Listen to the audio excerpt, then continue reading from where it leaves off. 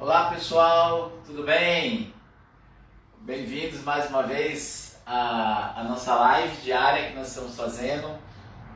Bem-vindo ao programa Como a Sua Casa Ideal. Aqui nós discutimos as melhores estratégias de como você pode construir a sua casa de forma prática e simples, mesmo sem experiência ou sem recurso. Eu sou Danilo Soares, sou especialista em construção residencial de alta performance, ou que seja de menor custo com melhor resultado. A gente vem gravando uma série de lives falando como é que você pode construir sua casa, adotando estratégias que são simples e que vão te levar a um resultado muito bom. E o pessoal tem compartilhado bastante. Eu quero agradecer vocês que estão colocando nos comentários. A gente está tentando responder todos. Daqui a pouco esse vídeo vai estar lá no YouTube, vocês vão comentando e tal, e a gente vai dar continuidade. Hoje, o tema de hoje é a documentação necessária para comprar um terreno e registrar a obra. Eu fiz aqui no quadro hoje, porque a gente está sem o flipchart para anotar, mas basicamente isso é um complemento do que a gente discutiu numa das lives que fala sobre como escolher o terreno ideal. Eu recebi várias perguntas das pessoas falando assim, tá, eu escolhi o terreno, mas como é que eu faço? Como é que é a documentação? O que eu vejo?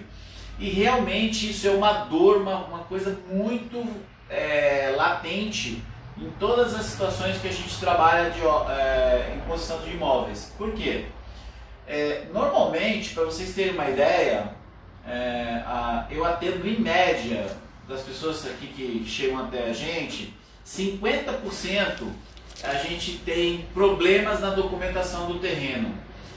Tanto seja para você fazer a sua construção via financiamento, né? Via a modalidade que nós discutimos também, inclusive foi na live de ontem, né? Sobre aquisição de terreno e construção, onde você recebe todo o dinheiro para construir sua casa, depois vai começar a pagar só após estar com a chave na mão, com o seu habite, enfim, como se você for construir com recurso próprio.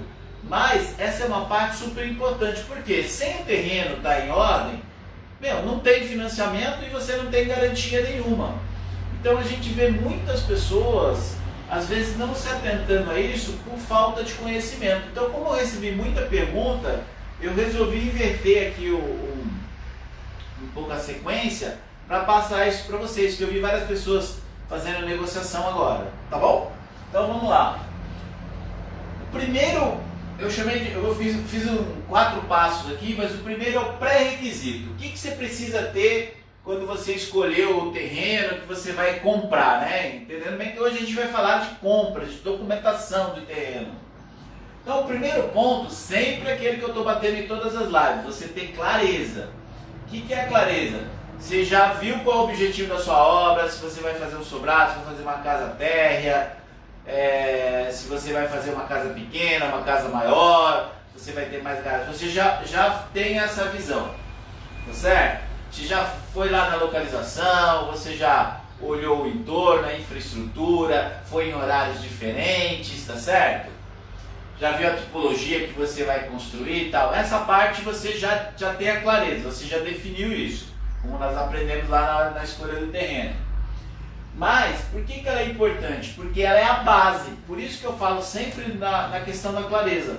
Ela é a base de tudo. Se você não souber aquilo que você está comprando, qual a finalidade que você vai ter, você pode cometer um erro que lá na frente vai custar muito, né? Com pessoas que às vezes compram um terreno, querem construir, pensam lá na frente mais abrir um comércio e ali o zoneamento da cidade é residencial e não permite. Tem pessoas que compram um terreno às vezes maior para construir uma casa, pensando em construir outro, e lá não é permitido, né? Às vezes tem área de preservação, enfim, tem algumas considerações. Aí quem não viu, assiste lá a live, que está muito legal, de como você escolhe um terreno. Tendo a clareza, você vai preencher todas as etapas da escolha. Então tem lá o checklist e tal, você viu e escolheu lá o terreno. Bom, eu escolhi o terreno, tá? Como é que eu faço agora? Então hoje é o tema da nossa live. O que a gente faz a partir daí? Basicamente, pessoal, terreno, ele recebe também o nome de lote, tá? Então, quando fala lote, terreno, é a mesma coisa.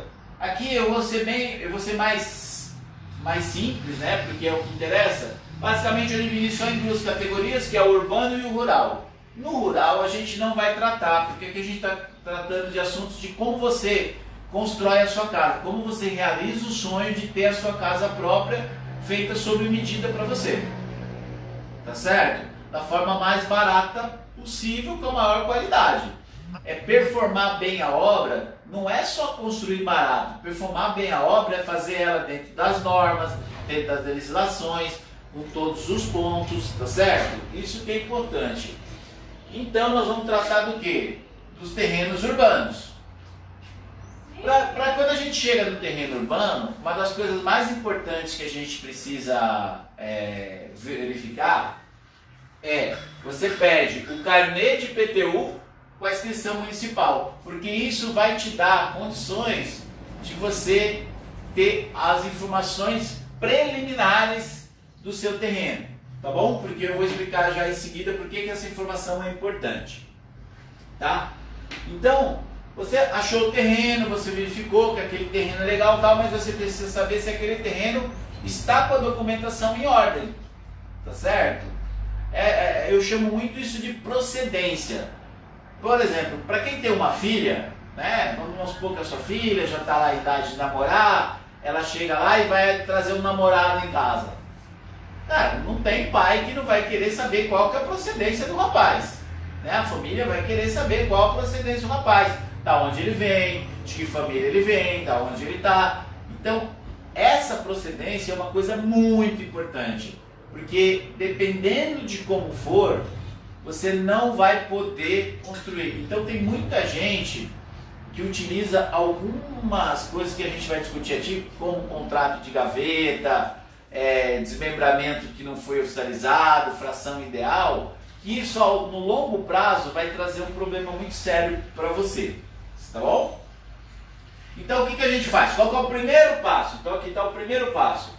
É localizar o terreno, a planta aprovada na prefeitura não tem lote e quadra. Então você tem que dirigir à prefeitura, toda a prefeitura tem um mapeamento da cidade e você vai saber se aquele terreno, lote e quadra está correto com a implantação oficial da prefeitura. Então essa é uma primeira informação. Ela é muito importante, principalmente talvez naqueles lugares que você está comprando terreno de um particular, que ainda não está tão urbanizado, tá certo? Que não teve talvez muitas transferências, talvez porque sempre um terreno, ele começou da onde? O terreno sempre pertenceu à prefeitura, que depois foi vendendo para outro e tal. Então às vezes tem procedências que não tão claras. Então é muito importante você ver se está tudo em ordem, porque senão você não vai conseguir lá na frente registrar a sua construção. Agora, se for um loteamento, bom, no loteamento já é um pouco diferente. Lembra que eu falei para vocês que um loteamento ele pode ser aberto ou ele pode ser fechado, tá certo? Fechado normalmente a gente chama de condomínio, né? Embora exista uma pequena variação, mas basicamente para a gente ficar só com o conceito. No loteamento, normalmente era uma área maior que foi feito um estudo de parcelamento do solo, que obedeceu vários órgãos, ele passou por análise de vários órgãos ambientais, prefeitura, de infraestrutura, de saneamento, enfim, ele passou. E o loteador ele tem uma série de obrigações a fazer para ter esse loteamento aprovado.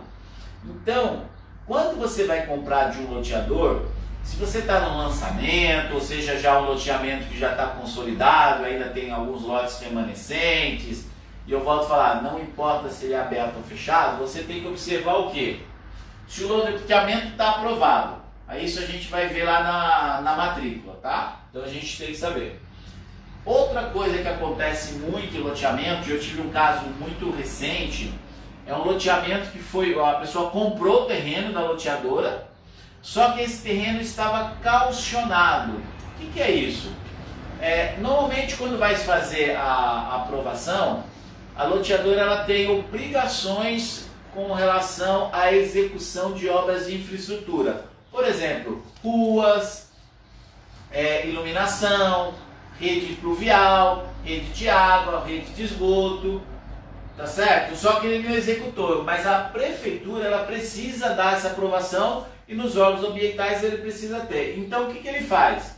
Ele é muito comum, não vou entrar muito nesse método, mas é comum as loteadoras darem alguns lotes como calção, né, para a prefeitura, pela execução da obra, né, para que ele tenha essa aprovação do seu loteamento.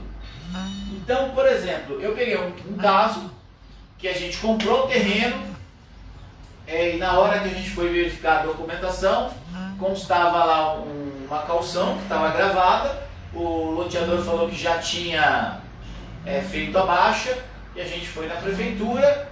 Quando chegou na prefeitura, não estava dado baixa. E aí, fui ver por que não foi dado baixa, como ia fazer. É porque faltavam alguns requisitos que eram as contrapartidas, muitas vezes chamados de ortoga onerosa, que eram as contrapartidas que a loteadora tinha que fazer. E nem estavam ligadas diretamente ao loteamento. Para você ter uma ideia, era, nesse caso, se eu não me engano, era uma reforma e ampliação de uma creche e só tinha sido feito a reforma, mas não tinha feito a ampliação. E a prefeitura não quis dar. Então o cliente tinha pago o terreno, né, para a loteadora. A gente não conseguiu, porque quando chegou no jurídico da Caixa, isso foi barrado, tá certo? Não deu para dar continuidade. E aí foi uma dor de cabeça muito grande para fazer. Então perdeu-se muito tempo até resolver todo esse problema. No fim acabamos trocando o lote lá tal, para tentar equalizar, e enquanto isso a loteadora foi resolver lá a questão. Mas são pendências que às vezes acontecem. Até a loteadora alegou que para ela tinha executado o combinado, e para a prefeitura não tinha, porque também não estava muito claro no que eles tinham combinado, tá bom? Então esse foi um problema, só para vocês terem uma ideia como é importante. E fazer aquela pesquisa que eu falei também no outro episódio sobre a empresa. Olhar essa empresa, olhar o histórico da empresa, olhar, fazer pesquisa cadastral dela, entrar no Reclame Aqui, olhar os antigos loteamentos que ela fez, tá certo? Se ela entregou todos em ordem, se não tem problema. Então isso falar com os proprietários, tá bom? Ok? Então isso aqui é a parte da localização. Aí o passo 2. Bom, tudo bem, eu fui lá, eu escolhi o terreno, eu sabia para que eu queria, eu sei que ele é urbano, eu fiz a pesquisa, vi lote e quadra na prefeitura, só que eu preciso fazer o quê? Uma vinculação. Porque se você vai construir, ou se você vai investir para construir com recurso próprio ou com a linha de financiamento, você vai ter que ter uma proposta de intenção. Pessoal, proposta de intenção ela é diferente de um contrato de compra e venda. Por que existe isso? É mais ou menos, vamos pensar no casamento. Houve uma proposta de casamento, mas o casamento em si ele ocorre em outro momento, tá certo? Quando aí passa por todo o processo, vai lá no casamento civil, e alguns casos na igreja, enfim. Tá. A proposta de intenção de compra, ela não é um contrato, ela é uma proposta, ela é um documento que firma a intenção, tá certo? E lá tem todas as condições que você negociou, valor e tal. Você pode ter sinal, se você pagar um sinal, ele vai ser descontado, tá? Do valor total, ou se você for parcelar, enfim, ele vai ser descontado, né? E normalmente existe, ou você faz direto com a loteadora, ou existe um corretor ou uma imobiliária, ou é feito através de um advogado, tá certo? São profissionais que estão aptos para executar essa proposta. Por que isso é importante? Porque imagina você gastar uma energia enorme, um esforço muito grande, tá certo? Olhar tudo e tal, e a pessoa no meio do caminho, isso acontece muito, tá? Quem não faz a proposta de intenção. A pessoa aparece outra coisa, ele começa, eu vendi o terreno, aparece lá um vizinho, o cunhado do cunhado, sempre tem um cunhado na história, chega lá e fala assim, eu tenho quem compra o seu terreno. Pronto. Aí você perdeu todo o tempo que você levantou para verificar o terreno, tudo que você olhou, você acaba perdendo gastando essa energia. Por isso que a proposta é importante para você amarrar o negócio, tá certo? Depois que você fez a proposta, você vai para o passo 3. O que é? É verificar. Justamente a intenção do contrato de compra e venda é para você ganhar esse tempo, para você realmente verificar a documentação, para você realmente checar a procedência. Não adianta lá no exemplo que eu dei, né, do cara que chega, que a menina traz de namorada e fala, não, minha família é tal. Cara, você vai checar, tá certo? Você vai saber se o que ele falou é verdade. Então é mais ou menos essa analogia que eu estou usando aqui para vocês entenderem. Por quê? A primeira coisa que a gente precisa ter é a certidão de propriedade do imóvel. A gente chama muito ela de matrícula do imóvel, tá certo? Ela é mais ou menos equivalente a como o seu CPF, tá? Ela é o CPF do terreno, né? Do imóvel. Pessoal, aqui vale ressaltar que o imóvel é sempre o terreno, né? Porque quando você constrói num terreno, você fez uma benfeitoria. Essa benfeitoria, eu vou explicar, ela tem que ser averbada no terreno, mas sempre o bem móvel, né, imóvel, ele é o terreno. Por quê? Porque imagina que você construiu lá tal e você faz uma demolição, ele volta a ser o quê? Um terreno. Então você desfez a benfeitoria. Então por isso nas matrículas é sempre assim, um terreno, tal, às vezes proveniente de tal, desmembramento de tal, enfim. Mas você tem que estar bem à parte. Aonde que eu consigo essa informação? Normalmente o proprietário que está vendendo, ele tem um número dessa matrícula, tá certo? E eu aconselho vocês, ou solicite para ele dar uma matrícula, mas ela tem que ser atualizada. Pra você ter uma ideia, uma matrícula ela tem validade do ponto de vista jurídico para financiamento por 30 dias. Então não adianta ele dar uma matrícula de 5, 10 anos atrás, porque muita coisa pode ter acontecido, tá certo? Ou se não, se você não quiser ter dúvida mesmo, você vai lá no cartório com o número pede. Se a pessoa se recusar a dar, se ela falar alguma coisa, tem algo estranho. Por quê? O seu CPF tem o quê? Tem o seu nome. Com o seu nome você consegue saber quem são seus pais, consegue ter informações da Receita Federal, enfim, você tem um histórico da sua vida, você tem o DNA lá da sua história. É assim que acontece com a matrícula do imóvel, tá bom? Outra coisa importante, você ter o carnê de IPTU, mas a gente já estava olhando aqui quando a gente viu na planta lá da prefeitura, tá? E também é importante pedir uma CND, pessoal. Por que a CND é importante? Porque a CND é uma certidão negativa de débitos. Muitos terrenos, às vezes, chegam lá, a pessoa pagou, os 3 últimos IPTUs aí dos 3 últimos anos, mas não pagou talvez um IPTU de 4 anos atrás e está em dívida ativa, né?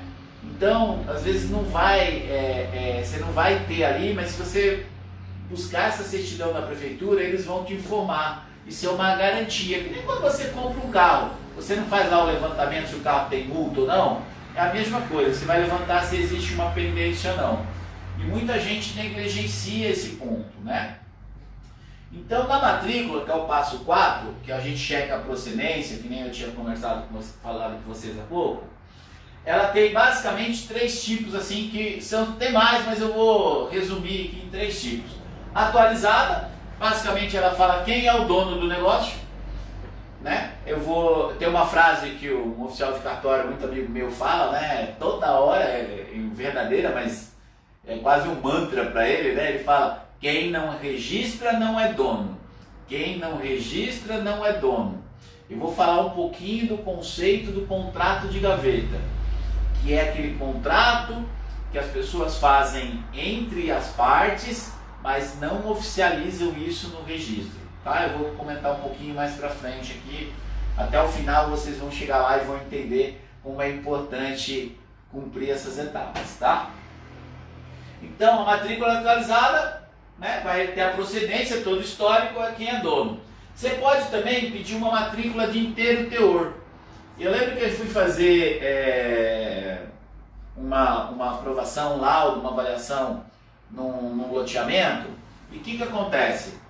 A gente estava com alguma dúvida ali. O que nós fizemos? Pedimos ao cartório uma certidão de inteiro teor. Pessoal, para vocês terem uma ideia, até eu nunca tinha recebido, mas ela tinha mais ou menos esse volume de papel. Por quê? Aquilo era uma fazenda, tá certo? Que foi desmembrada. Uma parte desse desmembramento foi feito um loteamento, tá certo? E tinha todo o histórico, desde a matrícula mãe da fazenda, toda a documentação que foi feita, todos os desenhos que foram feitos, todos os projetos apresentados, todas as aprovações nos órgãos ambientais, tudo. Então era mais ou menos um volume mais ou menos dessa altura e mais um calhamaço mais ou menos de uns 10 desenhos. Então isso, tá, eu comprovava o quê? Que esse terreno veio de um loteamento feito rigorosamente dentro da lei. Mas a gente só soube por quê? Porque teve que pedir uma matrícula de inteiro teor. Pô, mas eu tenho que sempre pedir uma matrícula de inteiro teor? Não necessariamente. Se você já tem um empreendimento consolidado e tal, isso às vezes dá para relevar, porque você já viu várias pessoas construindo ali e tal. Mas se aquele loteamento a gente ia fazer o primeiro imóvel. E era um loteamento que ele tinha tido algum problema, que a gente não sabia qual era. Ele tinha ficado embargado aí por uns 3, 4 anos, ninguém sabia direito o que era. Então a gente precisou tirar. O cartório levou quase 30 dias para entregar, pelo volume que era, tudo mais, mas isso também tem, tá? E uma certidão vintenária. Pessoal, aqui vai uma dica super, hiper importante. Se vocês guardarem 3 pontos aqui, um deles é esse. O que é a certidão vintenária? Ele conta o histórico dos últimos 20 anos daquele imóvel. Por quê? Toda vez que vocês comprarem um terreno aonde foi feita uma averbação de uma compra e venda, de uma transação recente, vocês têm que acender o farol, o pisca-alerta aí na hora. Por quê? Existem situações que às vezes a pessoa transfere e na legislação brasileira, se o dono anterior ele tem alguma ação, ele tem uma dívida com a União e isso já está em andamento, essa venda ela pode ser anulada e você tem um prazo para isso. Então eu recomendo, a gente usa como norma aqui, se tiver alguma transação, não está com a pessoa, no nome da pessoa há mais de 2 anos, a gente checa todos os donos anteriores, né? Embora a gente também use de uma forma comum, né, quando faz alguma coisa maior, também checar os donos anteriores, a documentação dos donos anteriores. Vou explicar quais são. Por quê? Para você evitar problema. Eu também tive um outro caso, que a gente foi fazer uma avaliação, onde estava dando um problema, e justamente qual que era a questão? A questão é que a matrícula tinha sido transferida, era um desmembramento que foi feito de uma área maior, foi feito 5 glebas. Essa gleba, esse caso aconteceu comigo, tá? Não estou contando, não é caso não, isso aconteceu comigo. A gente levantou tudo, eu levantei a certidão de inteiro teor e tal, levantei a vintenária, só que como estava mais tempo, mais de 2 anos, o que eu fiz? Eu não chequei os donos anteriores. Aí o que aconteceu? A gente já tinha feito terraplanagem, já tinha chegado todo o material na obra, as coisas estavam começando a andar, projeto aprovado, cheio de gasto. descobriu-se que o antigo proprietário era dono lá de uma gráfica tal, e ele tinha mais de 150 processos trabalhistas. Pessoal, vocês não imaginam, eu levei mais de 8 anos para resolver, mesmo como terceiro de boa fé, mesmo eu tendo todas as certidões, mesmo eu tendo tudo, eu fiz, porque era de outra praça, não era da praça onde eu estava comprando, quer dizer, da região que eu estava comprando, a pessoa tinha uma empresa em outra cidade, em outro estado, enfim, olha, deu muito problema. Então eu aconselho vocês, se tiverem alguma dúvida aqui da atualizada, partirem para a Vintenária. Ela tem um custo um pouco diferente, mas é pouco, isso se você vê que tem uma transação recente, tá bom? E aí a gente vai ver os vendedores, porque você tem que checar o vendedor. Basicamente você vai pegar os dados pessoais deles, RG, CPF e comprovação de estado civil. Você pode hoje pela internet fazer pesquisa, se você tiver alguma dificuldade, tem empresas que fazem isso, né? Mas é bem tranquilo, você vai checar todas as informações. Por quê? A gente está fazendo agora também uma modalidade de financiamento via Caixa, e apareceu uma restrição no nome da esposa do vendedor. E não foi possível. Quando passou pelo jurídico da Caixa, foi negado, né? E a restrição estava na Receita Federal. Olha, não era Serasa, não era SPC, nem nada. Então, tem que fazer o levantamento. Isso é uma parte muito importante. Por isso que eu estou fazendo esse vídeo para vocês. Ele nem ia entrar na sequência, mas eu resolvi fazer porque bastante gente falou comigo, olha, eu estou comprando agora, estou vendo tal. Então, beleza. Então, vamos olhar a documentação para não fazer nenhuma bobagem. Então, aí você vai tirar as certidões da pessoa, né, verificar se ela está tudo ok, e pergunta para ela. Ou, às vezes, ela pode até no proposta de intenção, quando você vai fazer o contrato, né, porque aqui você vai emitir um contrato, depois você vai emitir um contrato de compra e venda, ela fazer uma declaração que ela não teve empresa. Porque se ela teve uma empresa, aí vale aquilo que eu te falei, fazer um levantamento na Justiça do Trabalho para ver se não tem nenhuma ação trabalhista, tá certo? Contra a empresa na qual ele era proprietário, tá certo? Porque se ele foi sócio de uma empresa e ele teve algum problema, tem alguma ação, aquele bem dele pode de alguma forma estar sendo arrolado no processo e não constar naquele momento da matrícula, e você não vai saber. Então isso também é um caso que dá bastante problema, então vale muito a pena vocês observarem, tá bom? Eu vou vir para cá agora e eu fiz um fluxograma bem simples, que é o seguinte, ó. Você está lá, escolha do terreno. Então, ponto importante que nós vimos, você ter clareza daquilo que você vai fazer. Você faz a proposta de intenção de compra, que é para garantir, você já deixar amarrado como é que você está amarrando as condições do seu negócio, tá? Para dar tempo de você fazer e conferir toda a documentação. Feito isso, você vai fazer um contrato de compra do terreno ou do lote, seja com a loteadora, seja com uma pessoa física, tá certo? Aí depois que você faz esse contrato de compra, né, que você comprou, você já passou por tudo isso aqui, viu que está tudo ok, você tem que registrar esse contrato. O que é registrar esse contrato? É fazer a escritura. Né? A gente, fiz a escritura. O que é a escritura? Nada mais é do que você registrar o seu contrato de compra e venda, tornando ele público. E aonde você faz isso? No cartório de notas. Mas eu tenho custo? Tem o custo de fazer isso, tá certo? Então você na hora de levantar.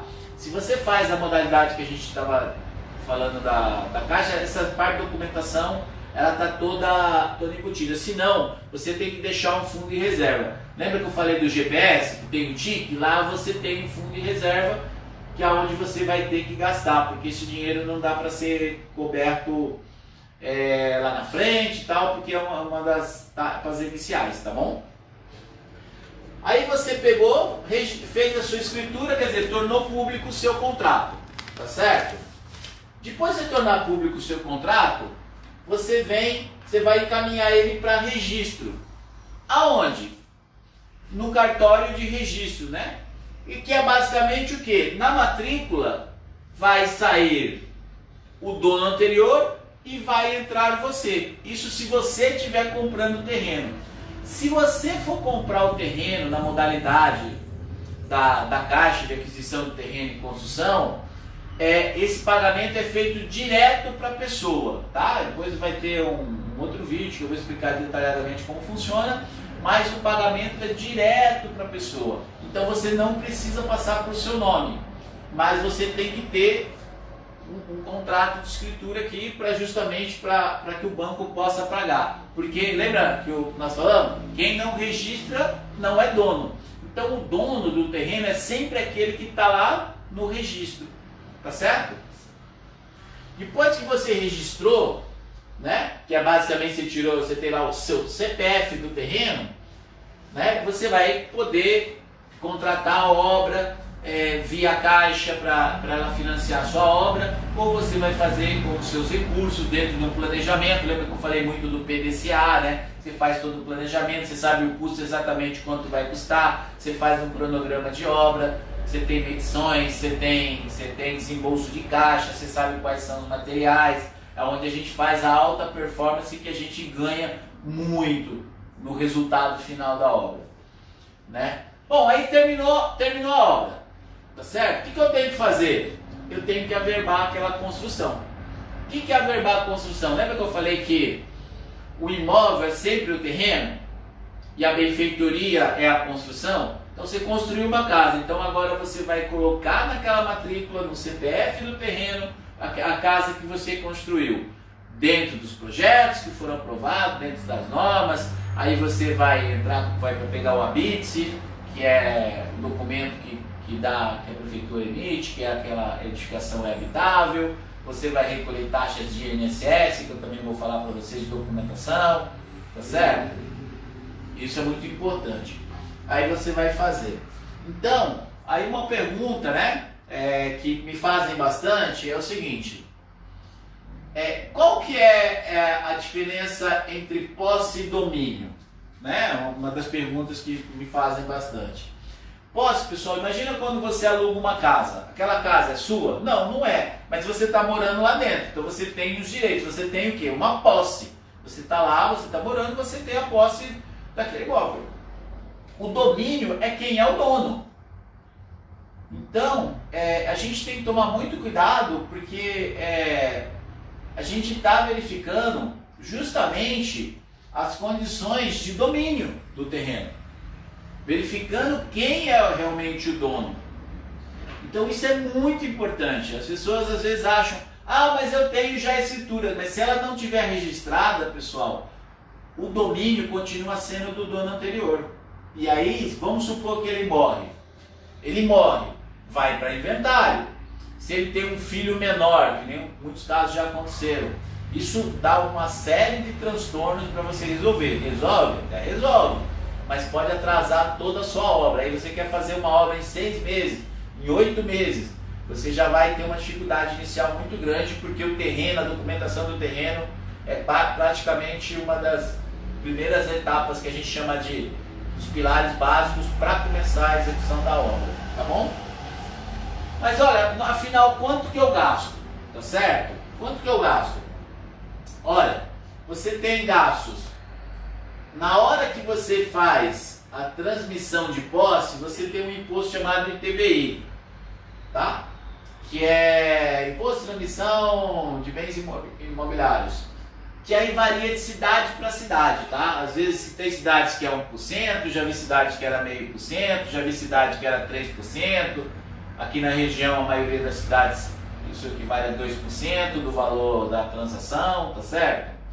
Muitas vezes o valor da transação é feito pelo valor venal, que é o valor que está no carnê do IPTU. Nem sempre o cartório aceita, às vezes ele quer o valor venal atualizado. Então você vai ter que ir até a prefeitura, pedir a atualização do valor venal para o cartório fazer a transmissão. Então tomar bastante cuidado, porque é 2%, é um valor significativo, né? E para você que faz a modalidade de aquisição de terreno e construção, você consegue emitir todos esses custos dentro do custo da sua obra, tá? E Aí vocês começam a entender um pouco, quando eu citei na outra live, a importância da contabilidade de uma obra, né? Onde você começa a ter ganhos aí com isso. Aí você vai pagar taxas de registro. Pô, mas aonde que eu pago taxa de registro? Ó, você vai pagar quando você fazer a sua escritura, você vai pagar uma taxa, tá certo? Do cartório. Você vai pagar uma taxa de registro quando você registrar no seu nome e vai pagar uma taxa de registro da averbação da construção. Então, na realidade, a taxa de registro você tem no momento da escritura e no registro do terreno, né, seja no nome seu ou do banco, e quando você terminar a obra, tá bom? Que é na parte de averbação. Eu vou pedir para vocês que vocês depois vai subir a live, vai estar editada, tal, faça os comentários que a gente vai olhando. Porque eu vi muita gente chamando no privado, tal, e eu vi que eles estavam tendo muitas dúvidas, tá? Eu vou deixar também aqui embaixo o link do Telegram. Eu convido você para se inscrever lá no Telegram. O Telegram, para quem não sabe, é mais ou menos como um WhatsApp, tá? Onde eu dou dicas aí praticamente todos os dias. Vai começar a funcionar daqui a partir do início do mês que vem, né? Não sei quando você está vendo o vídeo, mas agora falta menos de uma semana, onde a gente vai passar dicas diárias de como você performar bem uma obra. Vou dar dicas de material, de acabamento, de tecnologia, tá certo? Como você otimiza, enfim, terão dicas lá. E aí fica o convite para vocês se inscreverem. Eu quero agradecer mais uma vez a vocês terem participado. Muito obrigado, até o próximo programa. Abraço.